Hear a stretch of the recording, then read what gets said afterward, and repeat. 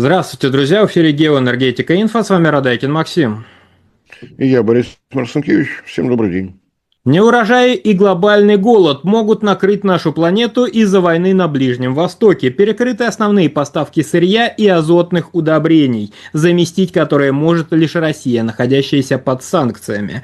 Проседы поставки метанола, карбамида, азотных удобрений, алюминия, гелия на некоторых товарных позициях уже рост порядка 100% к стоимости. Аналитики прогнозируют нехватку продовольствия и голод уже в этом году. Борис Леонидович, чего ждать и к чему готовиться?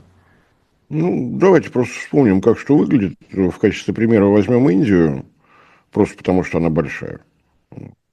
Индия интересна еще тем, что касается азотных удобрений, то Бангладеш от Индии зависит на 100%. То есть Индия закупала для себя и делила со Шри-Ланкой. Так что Индия показатель. На всякий случай напоминаю, что по данным ООН на конец прошлого года население 1,47 миллиарда человек.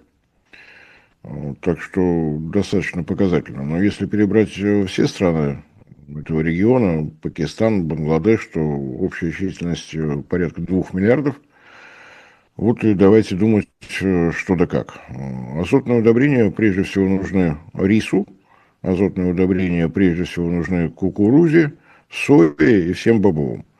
Почему я не говорю о Китае? Китай, в отличие от Индии, мягко бы сказано, перестраховался.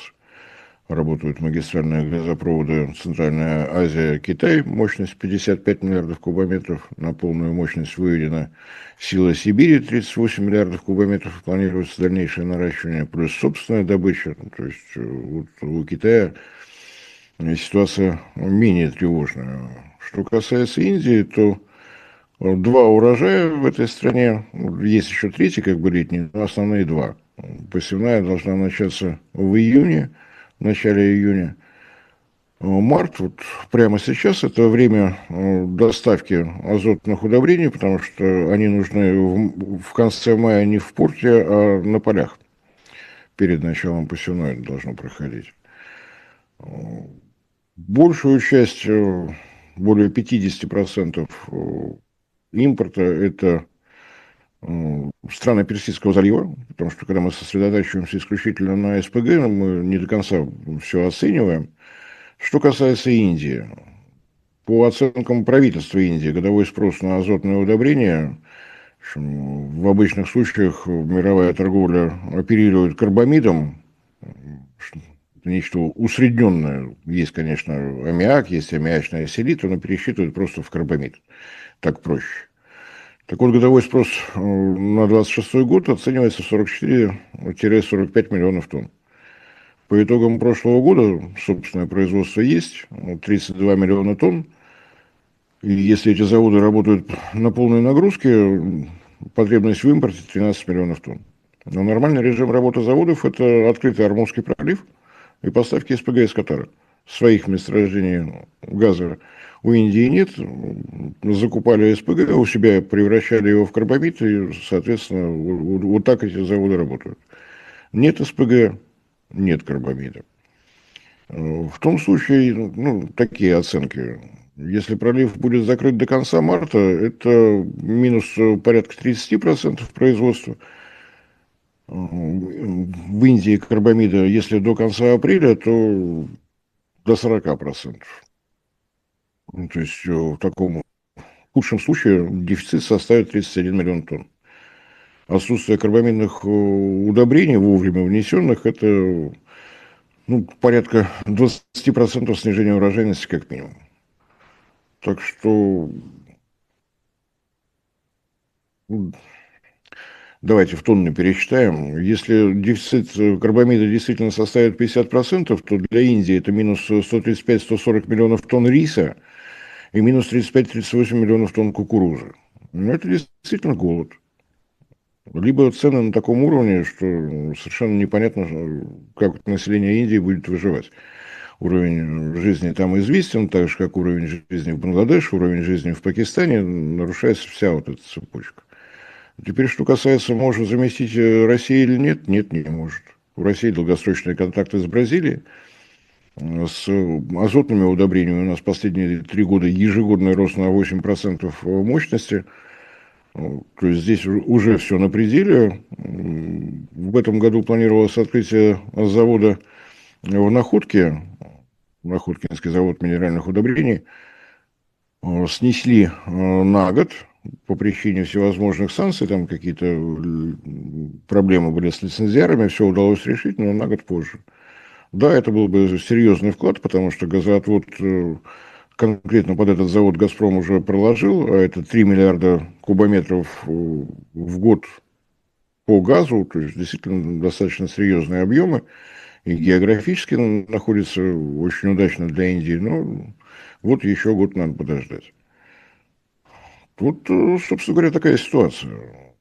Что касается самих Соединенных Штатов, они тоже импортеры азотных удобрений. Это означает, что в сложившейся обстановке они будут либо пытаться увеличить закупки у России, либо объемы газа, уходящего в виде СПГ на экспорт, будут снижаться для того, чтобы удовлетворить собственные потребности.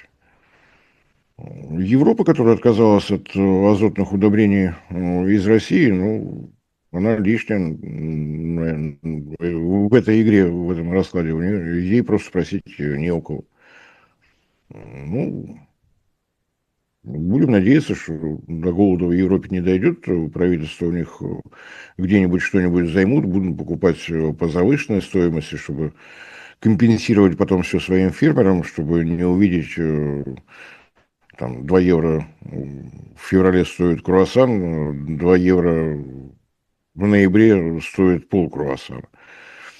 Посмотрим, достаточно занимательно. Европейская модель газового рынка работает великолепно, остается наблюдать со стороны. Если ученые ставят эксперименты на мышках, то Еврокомиссия сразу на своем населении. Ну, такой выбор. Спорить с этим мы не имеем ни права, я и желания не имею. Молодцы, пусть продолжают. Крайне занимательно. Ну и самое интересное во всей этой истории для России то, как у нас решена проблема тех же самых азотных удобрений. Ежегодно вводится квота для того, чтобы полученные удобрения, все варианты азотных удобрений в определенном объеме оставались для внутреннего рынка. Все, что выше этого объема, имеет полное право экспортировать, разумеется, платя при этом налоги. Почему-то вот в этом секторе, на мой взгляд, ситуация с налогами выстроена абсолютно логично. Ни разу не было ропота со стороны производителей азотных удобрений. Правила игры определены, они известны. Не надо каждую неделю вычитывать на всевозможных сайтах, не изменилось ли что-то. Нет, ничего не изменилось, только объем квоты для внутреннего рынка. Ну и об этом оповещают заранее. Не в марте, об этом становится известно еще осенью. Наступает Новый год, такой объем должен быть для самой России, и все остальное вывозим. Соответственно, заводы спокойно выстраивают свои производственные планы, подписывают экспортные договоры, решают вопросы с фрахтом судов и так далее, и так далее. Что-то в случае нефти у нас все выглядит куда как более романтично. А здесь действительно все линейно. Очень хотелось бы, чтобы этот опыт наше уважаемое правительство применяло в других наших отраслях. Борис Леонидович, а вот на фоне происходящего может ли Российская Федерация как-то подсуетиться и нарастить производство, нарастить поставки карбамида, азотных удобрений и прочего? Ну, в этом году точно не сможет. Производственные мощности не вырастают, как грибы. Даже если мышкой кликнуть на горку золота и перетащить в какое-то место, завод все равно не вырастает. Это процесс серьезный. Может быть, в Индии задумаются о том, что надежный вариант поставок из Персидского залива должен быть чем-то подстрахован. С газом у нас все в порядке. Я напомню, что у нас есть, да, в несколько непривычном месте для Индии порт Сабетта федерального значения. Он не является собственностью компании «Новатэк». И помимо южно-тамбийского месторождения более 2 триллионов кубометров газа, северо-восточнее открыто месторождение, которое теперь называется просто Тамбийское. Раньше геологи считали, что это россыпь месторождений, но более тщательное исследование выяснило, что это одно и очень большое – 7,7 триллиона кубометров. Количество азотных удобрений, которые можно производить прямо в порту Сабетта, ну, пожалуйста. приходите. Я думаю, что это вот тот вариант, который можно рассматривать как запасной. Может быть, там прохладно, но зато там есть газ. И нет Ормузского пролива. Борис Леонидович, а что происходит с российским рынком удобрений? Потому что в свое время вот производством удобрений в том числе занималась Европа. Они же тоже производили, сейчас у них как-то дела не очень. И вроде как злые языки говорят, что Российская Федерация монополизирует целые рынки азотных удобрений. Но разве это мы запретили Европе покупать наш газ? Нет, мы не запрещали. Да, объемы производства азотных удобрений в Европе снижаются. Газ слишком дорог. Та же Норвегия, которая выслушивает постоянно просьбы об увеличении объемов поставок газа, у себя производство азотных удобрений придерживает. Раз вам нужен газ, берите газ. А если вам нужно одновременно азотное удобрение, то будьте добры как-то определиться, что вам нужнее. У Норвегии все в порядке, у нее все хорошо. Ну и если пересчитывать прочие потери, не только для Индии, страны Персидского залива, это порядка 30% мирового производства азотных удобрений, разумеется, компенсировать это невозможно. Тем более в такие сроки, которые есть. И если оценивать потери мирового газового рынка, то это не только СПГ. К примеру, самый большой объем производства метанола в одной отдельно взятой стране – это Исламская Республика Иран, 15% мирового производства. Если ситуация будет развиваться вот в таком виде, то общие потери газового рынка составят не 108 миллионов тонн в виде СПГ, который производился ежегодно в Катаре, а где-то 200. Потому что газ вложен в азотное удобрение, газ вложен в производство метанола. Все это в связи с событиями вокруг Ормузского пролива, в связи с начавшейся бомбардировкой энергетической инфраструктуры, с рынка просто уйдет. Минус 200 миллионов тонн, но это минус 200 миллиардов кубометров, но это то, что компенсировать, разумеется. Если и можно, то только в отдаленной перспективе. Хотя менее отдаленная перспектива, вот она на поверхности. Восстановить все северные потоки – это уже 110 миллиардов кубометров. Восстановить работу Ямал-СПГ – это уже 150 миллиардов кубометров. Но поскольку Европа считает, что надо действовать так, как она действует, ну, хорошо. Будем наблюдать.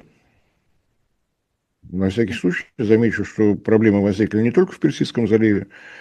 Шельфовые месторождения Израиля, добыча остановлена или приостановлена. Подробности документа никто не видел, но Шеврон заявил, что добычу на шельфовых месторождениях Израиля он по решению правительства прекратил. А это значит, что не выполняется экспортный контракт с Египтом. В Египет газ с месторождения Левиафана шел не только на внутренний рынок Египта, но и для загрузки СПГ-заводов. В Египте 2 СПГ-завода, общая мощность 12,2 миллиона тонн в год. Вот на день сегодняшний они не работают. Причина вполне очевидна. Месторождение Зохр на шельфе уже самого Египта оказалось геологически весьма и весьма непростым. Из-за проблем с государственным бюджетом Египта нужный объем инвестиций до месторождения не добрался. Соответственно, расчеты на то, что Зохра будет хватать, ну, как минимум, на внутренний рынок, не оправдались. На день сегодняшний Египет газодефицитен. Зохра не хватает, из Израиля газ не идет. Уже появилась информация о том, что Египет в очередной раз зарегистрировал, зафрахтовал, арендовал, там, как угодно называется, плавучий регистрационный терминал. Соответственно, в ближайшее время он выйдет на рынок как покупатель СПГ. Причина: в Египте наиболее высокий спрос на газ, разумеется, лето. Температура 50 градусов, плюс туристический сезон, все должно работать, нужен газ. Либо надо дождаться, когда будет завершено строительство атомной электростанции Эль-Даба, тогда будет легче. Борис Леонидович, большое спасибо за комментарий. Друзья, подписывайтесь на наш канал в Макс. Ссылка будет в описании и закрепленном комментарии. Там же будут реквизиты для желающих финансово поддержать наш проект, чтобы мы дальше также бодро вещали на всех площадках без монетизации, исключительно благодаря вашей финансовой поддержке на сайте Sponsor.ru. Спасибо, до новых встреч.